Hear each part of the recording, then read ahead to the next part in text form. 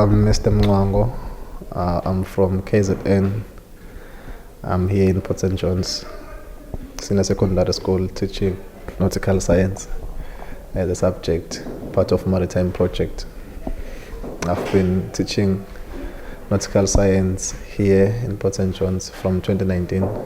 Okay, so just to start off, could I ask you, I'm looking at these young men and women, some of them are your grade 12s, they're going to be out there in the world in a few months, and what was your journey into this subject or into an interest in maritime studies and the sea?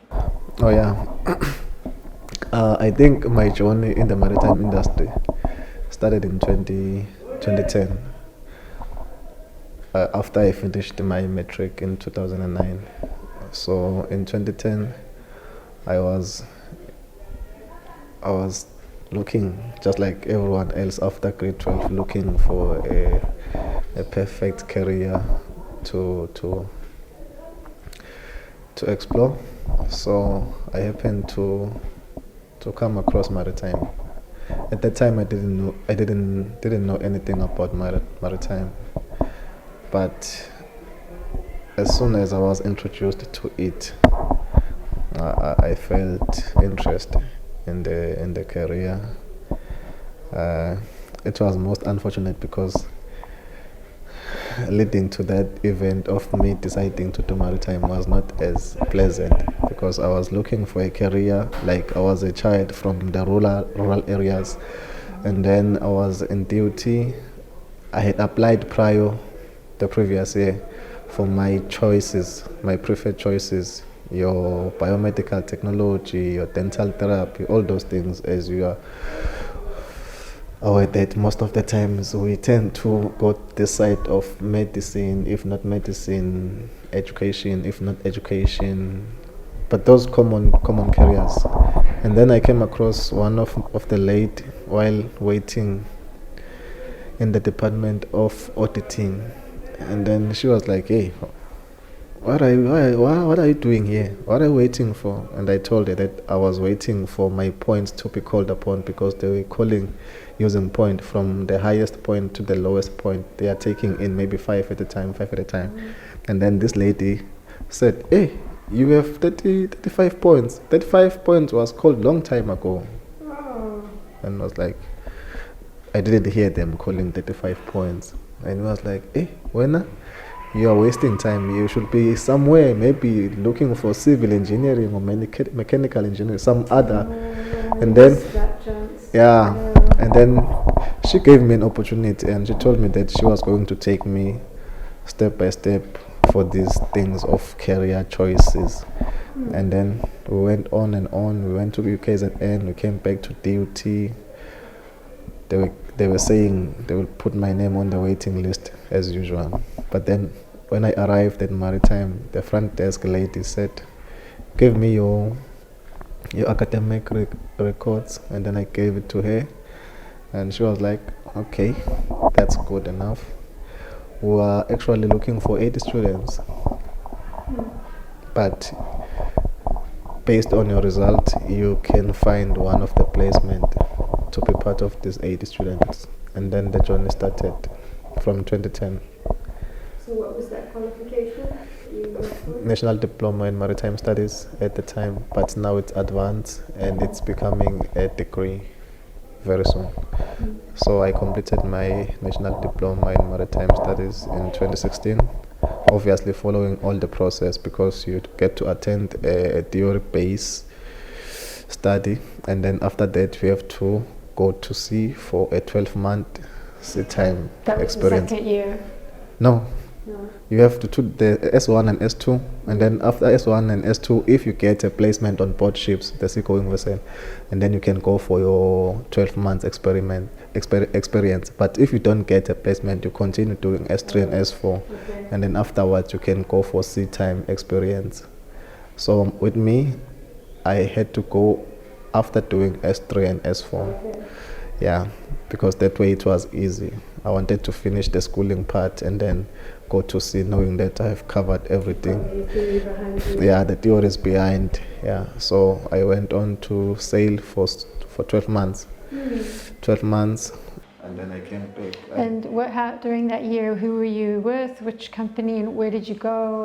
And if you can describe, maybe I'd be very interested to hear what you had imagined during those 2 years of theory versus what you actually experienced. Were there any surprises or shocks or anything like that? Yeah, I would say not as a surprise, because during the theory they are almost teaching us exactly what will be taking place on the reality side of things when you are out there at sea. So after the theory part, I got a company, it's a company or a project, Samtra. Samtra at the time was having a cadetship program. So Samtra was taking learners from DUT and CPUT, and then they will be placing them on several vessels. But at the time, as a group, we were taken from DUT and from CPUT, and we all went to SA Akalas to start our cadetship program. And then you stay there until you get your next contract. And then my next contract was with Max. Yeah, I went on to sail with Max for like another 8 months, 3 different vessels at the time. And then after those 2 vessels, What kinds of vessels? So what were the vessels that you were on? Or what were the differences? Were there differences? The SA Akalas was a training ship / passenger ship and a research at the time. But with the Max vessel, it was cargo ships mostly, the bulk carriers, your normal dry bulk carriers. Maybe we have ore, maybe we have coal, or we have grain on board to transport from South Africa to America. Our route was from South Africa to America, and then America to South Africa, but via Namibia or Angola and Namibia, and then Mozambique as well, Maputo. So we'll travel from Maputo to South Africa, and then South Africa to USA, and then come back from USA to Angola or Namibia, and then to South Africa, all the way to Mozambique again. Sure. Yeah, and then I got another contract again from Max to sail with another bulk carrier from South Africa to Europe. Europe will be like your Netherlands, your London in England, and then you come back. Normally around 3 months return route from South Africa to America to South Africa, around 3 months. Yeah, and then after that I came back. I went for my orals, and then I obtained my COC level 3 certificate to navigate a vessel. Yeah, that was 2016. Then were you finished? Then did that complete your training at DUT? Because there wasn't more theory after that. So do you get your diploma at that point? Yeah, got my diploma. Yeah. And then after I got my diploma, I went on to sail again with SAMSA. SAMSA had a vessel in Cape Town, and in partnership with Siphamandla. So I had a 4-month contract there, and then after that I went to serve as a surveyor in SAMSA in Saldanha. So I served as a junior surveyor for another year, and then I got this offer to come here at Port St. John's and be an educator. So you left the life at sea. Can you just tell me what are the pros and cons? What did you enjoy? Do you sometimes wish you were still at sea? Would you go back? I have fond love of the marine environment, so definitely I miss being at sea. Had highs and lows, obviously. The environment itself is draining. If I can start with the lows, you get to miss home a lot. Sometimes you feel even seasick, depending on your route. If you are navigating through rough oceans, you really feel it. But as the time goes on, you get used to it. And as an experienced navigator, it becomes your second nature. You don't even pay attention to it. It's normal. Yeah, you get to miss home. And do you ever feel afraid? Not afraid. Not even once. At the beginning? Nah, Nah, it was a good journey. It was a good journey. The life at sea is it's a very good life. I mean, it's a nice environment, depending on the type of person that you are. Some of people don't really get it that way or interesting that way. But for some of us, you really enjoy being at sea. You have different people there. You are doing the job that you have to do, but each and every day is a challenge because you don't get to be where you were yesterday. Every day is different. You see the vessel is moving. You encountering different situations and different scenarios, different vessels. You act differently. Yeah, so it's a good environment. You're not driving the same road to work every day with the same robots. No, and the same no. It's not a routine thing whereby you have to do the same thing that you have done yesterday and that day before yesterday. It's every day is a challenge. So we really approach it that way. What kinds of personalities do you think are best suited for life at sea? If you could think of personality traits, and then also, and this is to come back to your learners as well, what kinds of, I heard you talking a lot about attitudes and stuff in your class today, but if you could sort of summarize the attitudes, we talk about knowledge and skills, but then underlying all that, there's attitudes, there's values, there's beliefs that you might have about yourself or about other people or about work and as a work ethic or something. And just especially for that life at sea, what do you think are the things that are really crucial for a person to have to succeed and also to enjoy it, to actually be suited? That you might think it's great and then you go and you find it doesn't suit me. So what kind of person does it suit it? I would say, firstly, you need to be good when it comes to interpersonal relationships, personal relationships.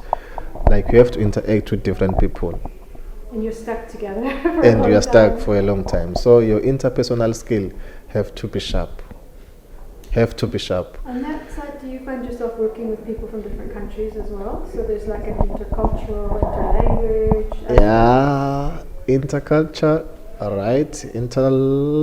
Interlingual as well, because you have to be in a different country, and that different country will not be speaking the same language as you are. So you need really to be a very adaptive person. If you meet this different type of person, you need to adapt according to that type of a person. And again, I think you need to be very good when it comes to a self-discipline. Professionally, a self-discipline will go a long way, because sometimes you find yourself in a very awkward situation, and then you might end up doing things that you might regret maybe in the near future. Even the environment itself is intimidating. You have your captain is intimidating, and your fellow crew members, your fellow officers, they will be asking you to do things, and really you really need to be, in terms of a self-discipline, your approach, you need to be willing to learn each and every day. You need to have a very good life skill as well, because you need to find ways to make it work some other time, even if you see that it's not working, but you really need to find ways to make it work. Maybe you are depressed, you need to have ways to overcome depression, the loneliness from missing people from home. You need to find ways to make it work, to overcome all those challenges. So I think those interpersonal relationship is really top of the list, and the discipline, the professionalism, and your life skill approach as well, I think, as well as the great desire to learn each and every day, because that's the only way that you become successful.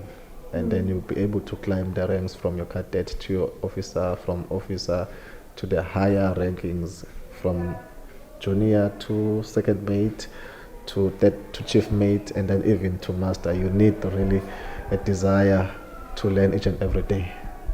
Yeah. That's really useful. Now, coming from that career to teaching, how do you feel you draw on your experience in your teaching?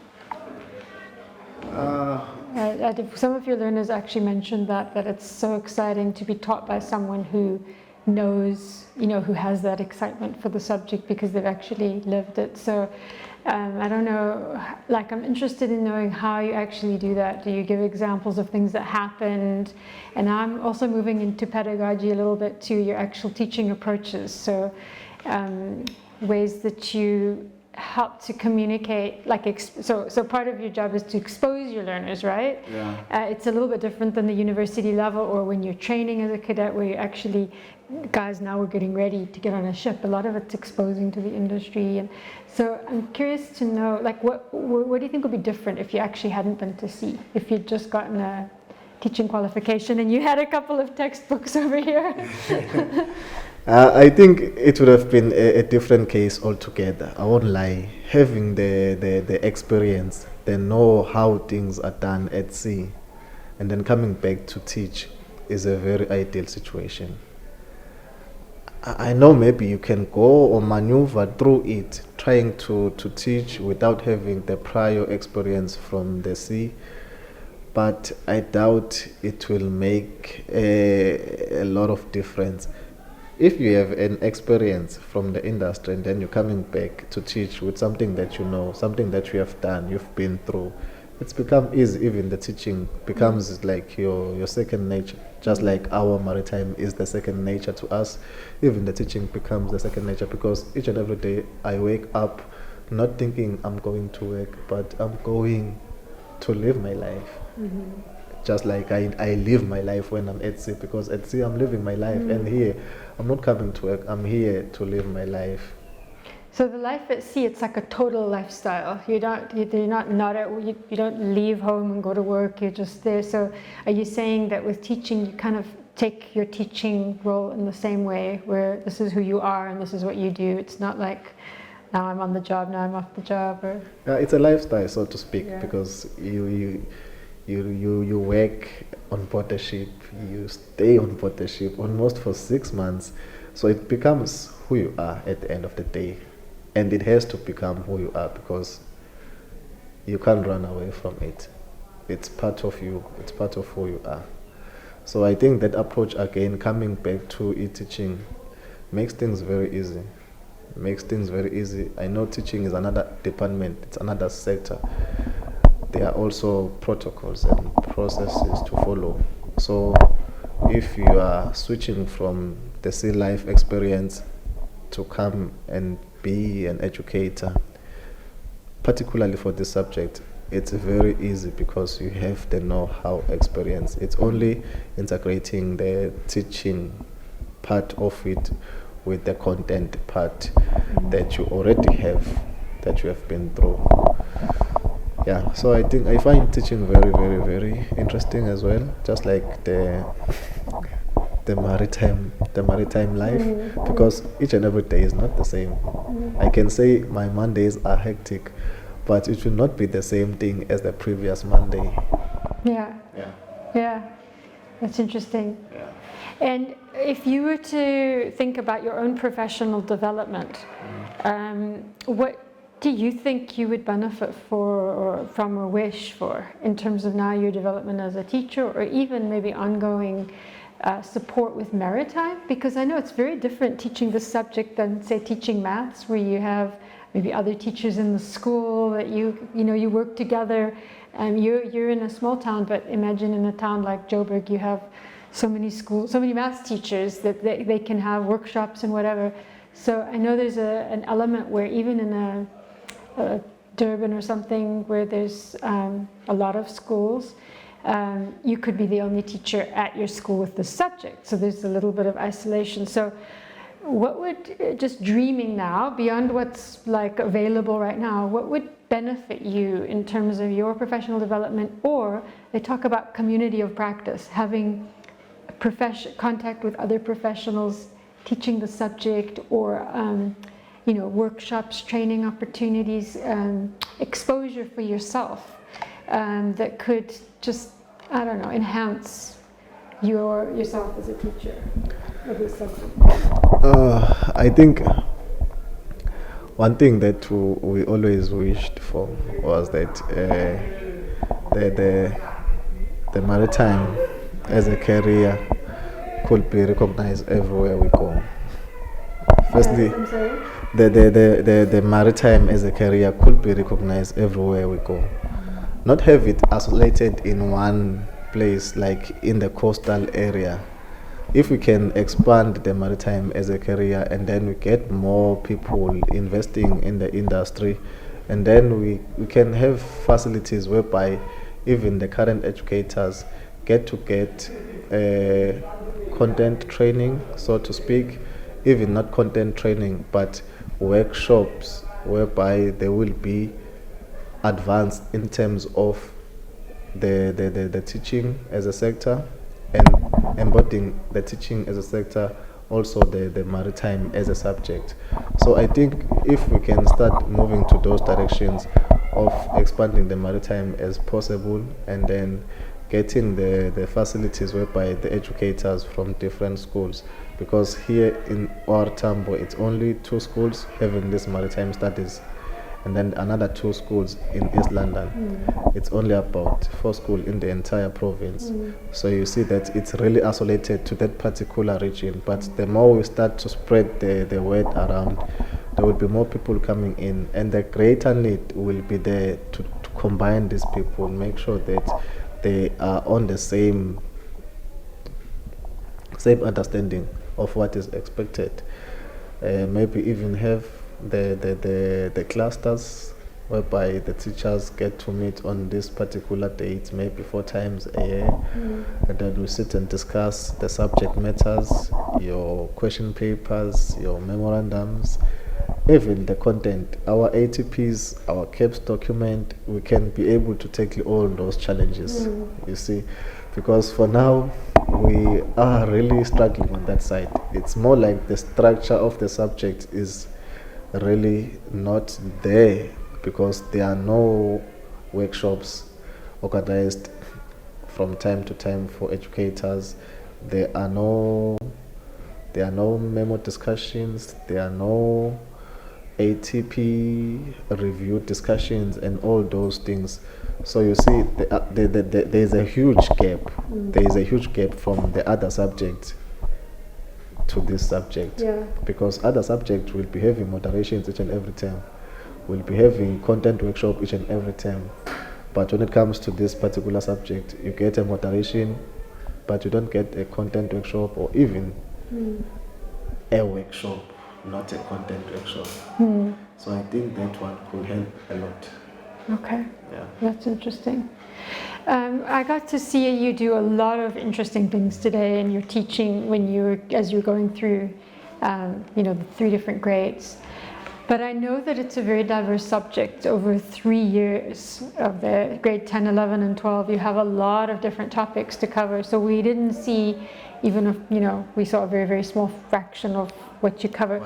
I'm just wondering if you can think of illustrations of other methods you might use over the course of the 3 years curriculum for teaching, whether it's knowledge or practical. I don't know how deeply you go into kind of practical skills.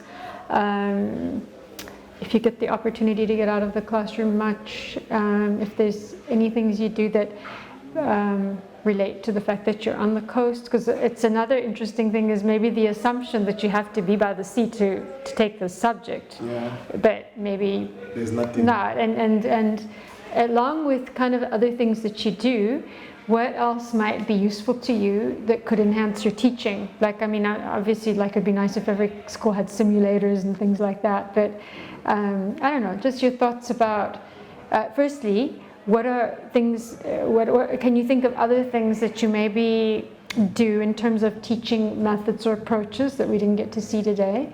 And then also what other things could be possible if you maybe had opportunities in terms of resources or partners or whatever. All right. Apart from what you saw today, I think other teaching methods will be to display for these learners some of the content from our projectors, but luckily you saw the projector. If not projector, we normally use the equipments that we have, like our parallel rulers and our charts. We normally use them to aid the teaching because at some point they need to do the practical navigation. So we'll expose them to practical navigation using our current instruments, the charts over there and the instrument and the parallel rulers. So we'll be using that as well. And sometimes we will be showing them some videos, like different types of ships. We'll be showing some videos. If not videos, we will be going out to there's a company called Nambutos. Nambutos has got some small dinghies, and then we'll be taking them out to start rowing and practice the rowing as their basics.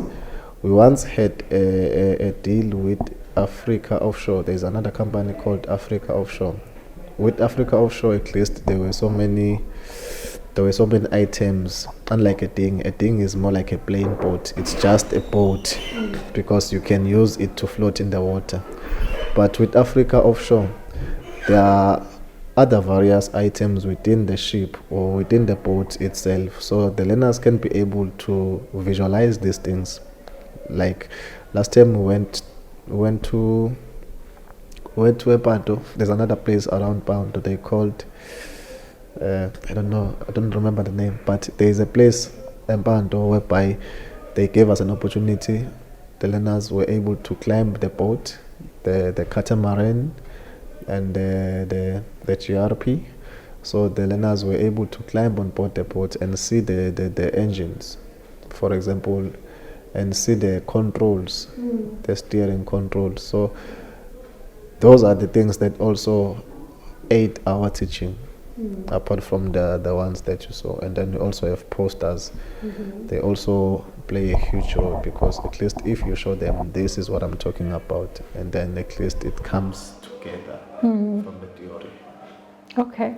Are there opportunities for the learners to swim, to have like swimming lessons? And I've been hearing things since we arrived about sharks, so I don't know if you guys do swimming, like if there's, I don't know, lifeguard training. Are there things like that which they could do through the school or apart from the school if they just wanted to start building up, to the next level? Training is available, because we have the lifeguard support by the second beach, but they only do it very often. I remember during my time here at school, they only came twice.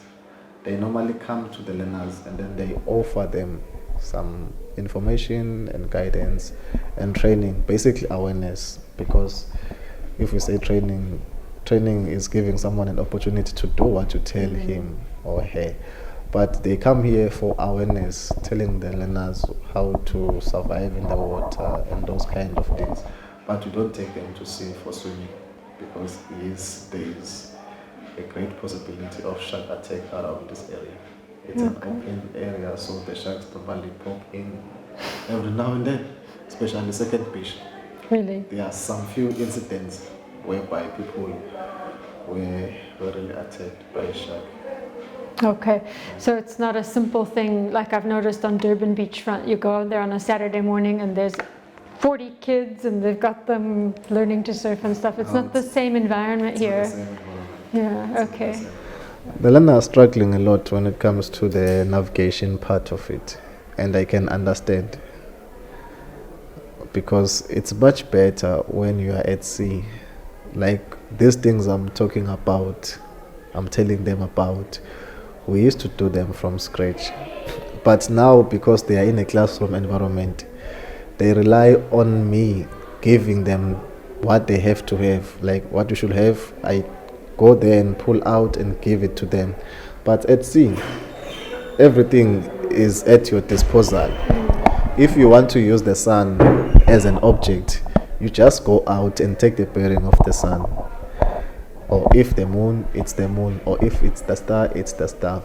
But now, because we're in a classroom environment, we are failing, because they can't take a visual sight. So they are only relying on the theory to understand what is happening outside. They struggle a lot when it comes to navigation. They struggle a lot. Almost all the grades, from grade 10 to grade 12, Something that has to do with navigation, it's a nightmare to them. You saw calculations. We might say it's simple or basic calculations, but to them it's something that really trouble it because they have never seen it, they have never heard of it. But I think that's one thing that we really need to focus on. Something that has to do with navigation really gives them a hard time. Even your practical chart work again, because they only have the chart and they have to do the navigation. But on board the ship, in a real situation, the ship is moving and you can see that the ship is moving. While you are navigating the vessel, you are plotting the position, it is moving. But here, because it's in a classroom environment, it's really not easy. Even if they could go once, then they have that reference point in their mind. Like if they could go out for one day, then it would be like when they're looking at those charts, they're working with their memory, instead of having to just. That's true, because our first grade 12 got an opportunity to go out. They took a trip from East London to Cape Town and they went on board the ship. Wow. So they felt everything that we've been talking about during the lessons. It came back, and when they came back, they had an extra idea of what is happening. Yeah. And then they came back with that experience from the trip from East London to Cape Town, and then they excelled. So you really saw the difference because it made sense to them, and it was integrated as well. It's not like all these different topics, it all comes together. It makes sense more if they see it than when they hear about it. And did you use, when you were at DUT, did you use any simulators or anything that are maybe not as good as being at sea, because there's always going to be real life variations, but things which could sort of bridge that gap if they were available in classrooms? I think the simulator is one thing that is very crucial in terms of bridging that gap of the real experience and the theory experience. Because when you are in the simulator room, even the feeling tells you that you are on board the ship. We really had a simulator also in Durban, in DUT, whereby you could get into your own console, and then you imagine yourself on board the ship. Even if you see the view is like you are on board the ship, and it's really a real situation, even though it's not a real situation. But the simulator tried to bridge that gap. It takes you out from the concept part of it and then becomes a real. I remember the one in Simon Time. You can even feel the vibrations. Really? Yeah.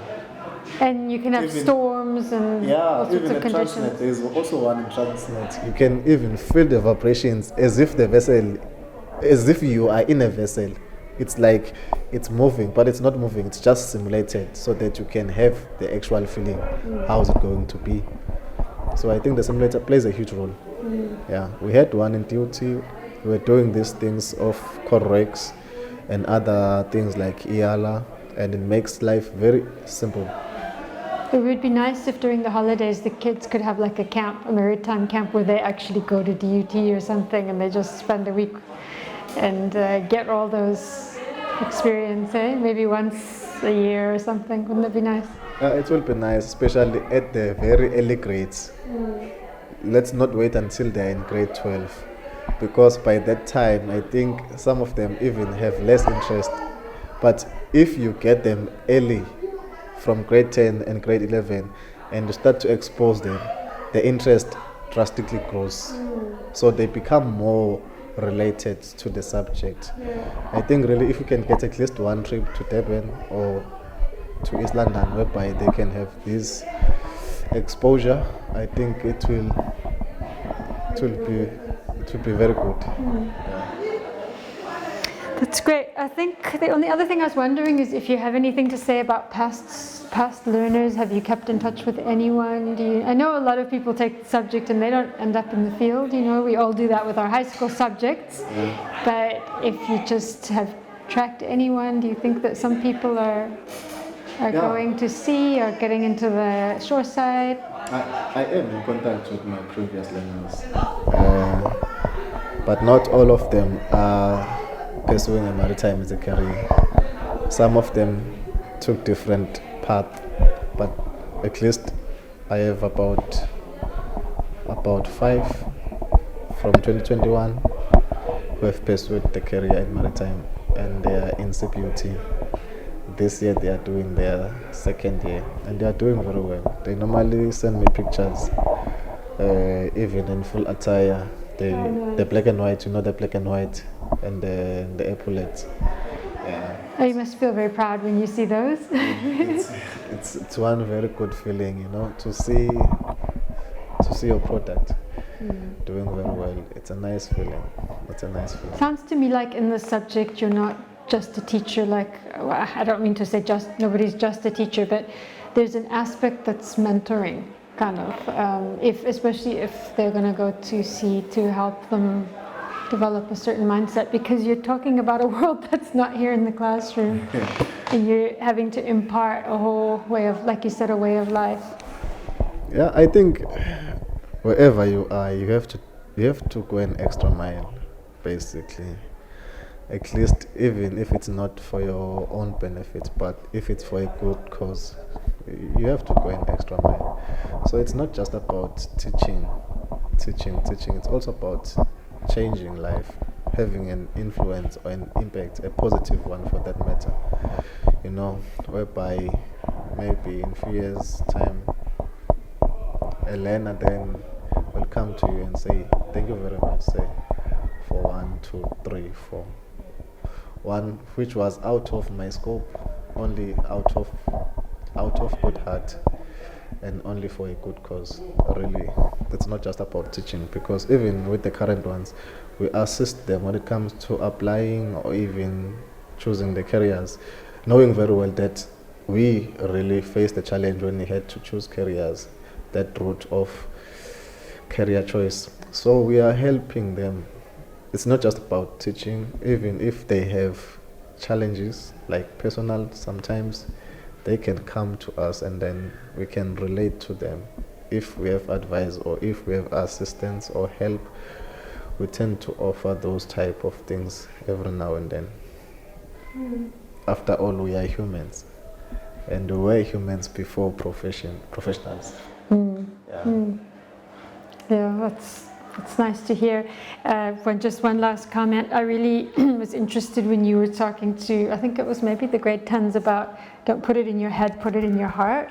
Yeah. I think that's a really key thing. And as I'm thinking about your learners who don't go on to maritime, I was also just thinking that with what you're saying about any school subject, but when you really integrate it into who you are, you're going to take that with you into whatever you do in the world. So that's an important aspect of the way you teach, I think, is that you are trying to help them integrate things as their own values. It's changing them, and whatever it does to them, it doesn't matter what field they go into, it's impacted them. It's not something that they're going to take notes, close that book, put it on a shelf, and that's the end of maritime in their lives.